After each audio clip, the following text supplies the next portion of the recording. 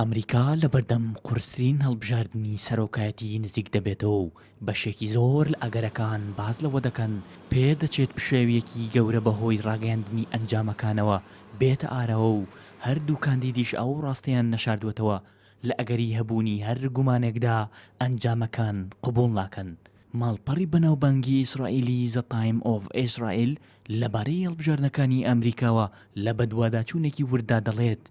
ئەگەرێکی زۆر هەیە ئاڵۆزی و پشێوی واشنگتن و کۆشکی سپی بگرێتەوە بەهۆی ئەوەی ئاستەنگی و لەمپەڕ لە بەردەم هەڵبژاردننی سەرۆکاتی ئەمریکادا هەیە و هەردوو کاندیدی کۆماری و دیموکراتیەکان بەتوندی دژی یەک وەستاونەتەوە و کار گەیشتوتە ئەوەی لە تویتەر جنێوی نەشیا و بە یەکتر دەدەن. پرسی بڵاوبوونەوەی زیاتری کۆڕۆنا و با ئەلکترۆنیکردنی هەڵبژاردنەکان و کەمی کارمەندی سەر سندوقەکان و هەروەها ئەگەری دەستێوەردانی دەرەکی بە تایبەتی رووسیا لە هەڵبژاردنەکاندا ئەو هۆکارانن کە دەبنەهۆی پشێوی گەورە لە بەردەم کۆشکی سپی و ئەگەری ئەوە هەیە دۆناڵد ترامپ و جۆ بایدن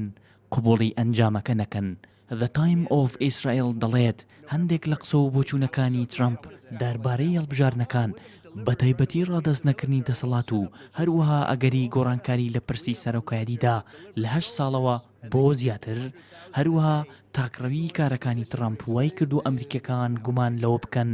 پشێوی گەورەی چاوەڕوان نەکرا و لە ئەمریکادا ڕوو بدات.